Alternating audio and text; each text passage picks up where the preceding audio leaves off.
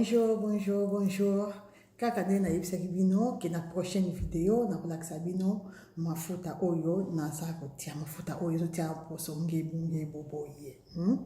Mafuta oyo ezotia ngai poso sembe poso tokos, poso santage. Mafuta oyo ezali koambeli poso na nga bandeko na ngai apart biloko oyo nautaki kolakisa na bavideo otaki koleka lokola basoin de visage bakomela mai mingi bagommage babiloko nyonso nautaki kolakisa kolia fruit mingi apart wana kohydrate poso bahydratation apart wana eloko ezali kosimba poso na ngai eza oyo naye kolakisa bino lelo mafuta oyo nazali kotia gamme oyo nazali kosalela bandeko na ngai. Mais avant tout nazali remercier nano bato nyonso oyo bazali kosabone jour et nuit na page na chaîne YouTube na ngai. Merci beaucoup na yo oyo déjà osabone, merci beaucoup na yo oyo ozali ko like ba vidéo na ngai, merci beaucoup. Merci na bato nyonso oyo bazali ko partager ba vidéo na ngai, merci na bato oyo nyonso bazali ko commenter ba vidéo na ngai, merci beaucoup. Surtout na bato oyo bazali ko partager bandeko na ngai, bo partager ba vidéo, partager bandeko na ngai, bo partager et que ça va toujours bien bato mosusu pe bazwa lisongi na nzela ya ba conseil na ngai. Merci beaucoup na ba oyo nyonso bazali kopesa ba conseil jour et nuit, merci beaucoup. En tout cas bandeko na ngai lelo na kolekisa mingi te, lelo na yeko lobela sur gamme na ngai. Gamme oyo nazali kotia bandeko na ngai, gamme oyo nazali kotia eza composé na 11 produits bandeko na ngai. Eza na 11 produits na gamme oyo nazali kosalela. Et gamme yango bandeko na ngai bokokamwa misa bongo. Gamme yango bokotuna kombo nango nini ezouta wapi, gamme ezouta na États-Unis, mais kombo nango bandeko na ngai eza Olga Beauty Baculaire. Kombo nanga moko nde kombo ya gamme oyo ngai nazosalela bandeko na ngai. Nde kombo ya gamme nazali kosalela. Nde bozomona na photo, bozomona gamme na bandeli lisusu, gamme eza composé na 11 produits bandeko na ngai. Bozomona ba photo yango ya gamme mobimba ndenge ezaleli, bozomona photo eza composé na 11 produits. Et bandeko na ngai bato mingi babengaki ngai Olga ozolekisa ta mingi koloba ba mai bani bandeko na ngai na bandaki na makambo ba mai lelo vraiment bolimbisa nga vidéo za moke molai na nina éclaircir vraiment ba point belé na bandaki makambo ba mai na fruit pour mai na fruit de base bandeko na ngai. Okoki kotia gamme oyo nga azosalela, okoki kotia gamme soki wapi, gamme soki akombesi na lobango na vidéo, ata gamme ya 1000 €, ata gamme soki ya nini, tant que oza na base te bandeko na ngai eza pamba. Eza lokola ndako, ntango batonga ndako fondation ezalaka bandeko na ngai. Eloko nyonso esengaka fondation. Base na biso eza mai bandeko, mai eza très important, mai oyo bandeko, mai tobosanaka mai te, tobosanaka komela mai te, melaka mai bandeko na ngai, surtout ete yango, ete ezoyakala te, mpona bato Afrique mai bandeko, oyo na mai na bavideo na ngai, tout bandeko na ngai na bakobetela toujours sete na mai, po eza très important, yango eza base. Deuxième likambo bandeko, oyo eza clé ya nyonso, eza patience bandeko na ngai. Tango ozosala likambo bandeko fo ozala na patience. Mafuta oyo nga azosalela bandeko nazalaki vraiment na patience ebele. Po soki nazalaki na patience te nakozala pe na ntengo nakomi nango lelo te. Fo ozala na patience na début okanisa ezosala te, mais il faut ozala na patience, fo ozala motema ya kokita, motema na se, tia motema na se tango ozosala likambo. Puis ezalaka na elika, tango ozosala likambo nga te ya bato mingi fo ozala na elika ke kosimba. Bandeko na ngai lelo nakolekisa ta mingi te, nalingi nalakisa gamme yango. Gamme eza composé na 11 produits na otoleba. Na 11 produits yango toza na crème du jour. Crème du jour yango oyo bandeko, crème du jour yango oyo ozomona eza moke boye bandeko, bona na moke oyo te. Eza moke mais eza très efficace. Oyo eza crème ya kotia na journée, pendant la journée bandeko. Ndenge na utaki koloba na video na mosu na tongo nga natiaka mafuta te. Donc pour dire quoi? Pour dire que mafuta oyo natiaka na buto ya tia, natiaka na tongo te. Yango oyo basali yango moke po eza juste otiaka moke vraiment. Mais avant tout bandeko ngai na ko expliquer lelo ndenge na salelaka. avant tout nasokolaka nanu elongi na ngai na savon na nga oyo savon oyo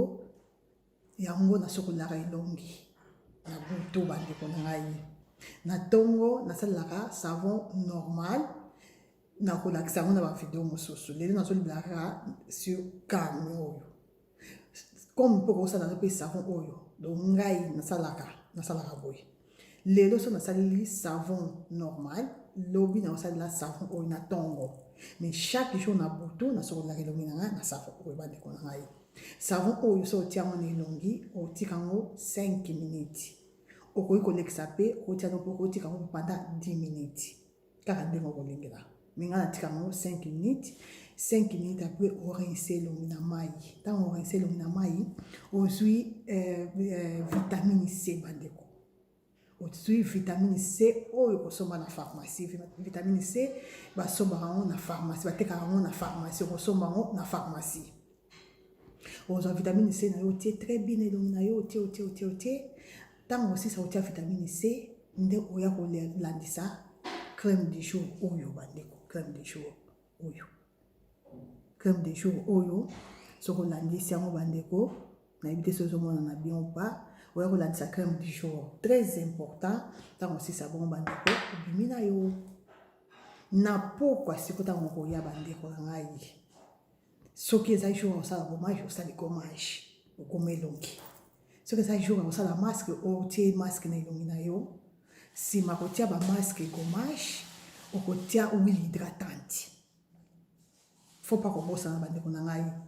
kohydrater po c'est très important okotia huile hydratante eza huile lokola ba huile de coco huile d'olive ozwi kaka moke otie na elongi na yo après kosala bamasque na yo après kosala soin de visage na yo bandeko na bandeli okozwa huile hydratante na yo lokola huile ya coco huile d'olive otie na elongi oke osali nuna makambo na yo mosusu quelque temps après bandeko ngai alekisaka ata 1 heure de temps ou 2 heures de temps après nayaka susu nasokoli susu elongi na nga très bien na savon oyo bandeko wana siko na butwa jisaka nalala nasokoli elongi na nga bien na savon oyo après nakosa sikoyo mafuta oyo bandeko na nga mafuta na butu natiaka so vitamine C te na elongi vitamine C nasalaka yango kaka na moi nde nsima kotia kosokola elongi après ntango osokola elongi mpona kopangwisa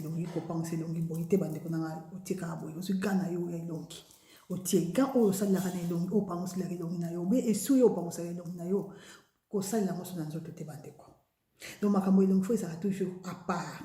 ngai nazalaka na baga na ngai ya elongi nazalaka mpe na ga ya nzoto nazalaka na esui ya elongi nazalaka mpe na esui ya nzoto nakozwa esui na ngai obenga na ngai natika boye malembe mpo elongi ezalaka très fragile bandeko elongi basakanaka nango te elongi faut faire beaucoup d'attention na elongi po lelo oyo so elongi ebebi c'est fini omoni elamba omoni maboko okasha motala nga boye nalati elamba maboko milai nabombi maboko na nga donc tala po omona maboko na nga ifo natia peut-être boye soit nalati elamba moko abika kase soit sengle bandeko na ngai donc kosaka na elongi na yo te bandeko na ngai faut faire beaucoup d'attention avec elongi osali bongo osali lelo bongo lobi nango bandeko na ngai na ntongo donc lelo so otie lotion oyo lobi kotia lotion te donc lotion oyo eza lotion ya visage bandeko na ngai eza lotion mpona visage donc biloko ya visage eza oyo 2 savon 3 mafuta ya elongi ya jour crème du jour 4 mafuta elongi ya buto donc biloko elongi eza lokola 4 produits bandeko lotion crème du visage ya jour crème du visage ya buto plus savon mpona elongi donc eza na 4 produits oyo boye na gamme na kati ya gamme eza na oyo eza kaka mpona elongi bandeko bobosana te biloko ya mike oyo eza mpona elongi bandeko na nga te mafuta oyo ya buto bandeko eza très efficace bandeko siko mpona moto alingi kotelatela makasi te mpo bato mosusu balingaka mpona kotelatela makasi te oyo ozosalela na ntongo wana oyo yango mpe kaka kotia na butu mpona moto oyo alingi kotela makasi te donc lelo soki osaleli oyo susu okosala oyo mpona elongi na butu bandeko bocomprendre nga vraiment très bien siko soki olingi siko teni so eza toko so eza so sembesembe soki oleka ngebu bandeko kobosango kotia lotion te yamona na lotion na lobi yango kasi siko pourquoi po lotion oza oblige akosala yango chaque jour te lotion oyo eza mpona motu oyo alingi aza susu plus clair donc soki olingi oza plus clair bandeko na ngai il faut sala la lotion. Faut ça, c'est très important, très important pour les bateaux. Oh, comment ça plus clair le coup dans la boue. Là, c'est la lotion, bah dans coco ça vient de la lotion yo. Tongo pourquoi? Donc tongo pourquoi? Avant la tia vitamine C na ngai, tant après qu'on se le long na tia ka, la salle la lotion. Mais osa obligé à ça la mou chaque jour. Lotion na biso bande ko na ngai, on ça la boue, on soit coton boue. Coton aux yeux ce qu'on pompe en boye, pomper, tant on pompe boye, aux yeux qu'on est l'ominayo, bande collexa boye, na boyete, on se tient dans la circulation boye, ma lembe bande qu'on a ôté partout, ôté, na circulation boye, ôté, tina kingo, kobosa na kate, et là qu'on y a sorti na l'ominayo, le kaka ôté à na kingo, na mafuta. Vitamine C et là on nyonso na tia elongina na elongina na tia ko na kingo nanga po kingo nanga eza temoko na elongina ngai na lexa lekisi ba tina si makingo lekisi tango si sabongo otikango e kauka soki kauki nde oya ko soko mafuta na yo soki sana tongo so mafuta na yo otie na bato o basala la vitamine C lokola ngai avant tia mafuta oyo utina vitamine C tango sisa utia vitamine C na yo wana na tongo ozusu ko mafuta oyo ndamuka bandeko muke otie mutu après ko sala lotion na yo oyo boye nga na sala so vitamine C te na tia vitamine C na butu te na tia mbala moko mafuta na nga oyo bandeko mafuta oyo eza na base ya collagène bandeko eza na base ya collagène na base ya ba fruits naturels nde eza awa donc yango wana moni semeki na noli papa noli place ozali bambote ebele semeki na ndenge olobaki dans 5 ans rendez-vous dans 5 ans semeki ata 10 ans ata 15 ans na te na kobeba nango te poso na yo beba te bandeko semeki na zala kimia mela maya po mwasi na bino te kobeba nango te poso kobeba te pourquoi po biloko nazali kosalela eza biloko moko naturel eza baproduit oyo eza baproduit eza na hydroquinone te bandeko eza na hydroquinone te na bandeli eza na base ya collagène na bafruits eza biloko naturel bandeko nga na hydroquinone donc nde balobaka na vie balobaka jamais te mais ngai na part na loba jamais nga hydroquinone na vie na nga na koki susu kosimba hydroquinone te ti liwa na préféré nazonga mwindu très important bandeko na nga ntango tosalela baproduit oyo éviter kutu te mais tika eza interdit kosimbaka so biloko mosusu de gauche à droite oyo te nazomona ekozokende mwa malembe ndeko na nga zala na patience mpona débit mpo ekendaka vraiment malembe yango eza lokola hydroquinone te ke soki bandi yango 3-4 jours omoni résultat te yango fo kozala na beaucoup de patience bandeko na nga patience fo kozala na patience mingi po semaine na liboso okomona nango résultat te à partir ya 2e semaine bandeko à partir ya 2e semaine nde bakomona déjà mwa changement bakomona déjà mwa ça va. Lotion est très important, non seulement pour notre côté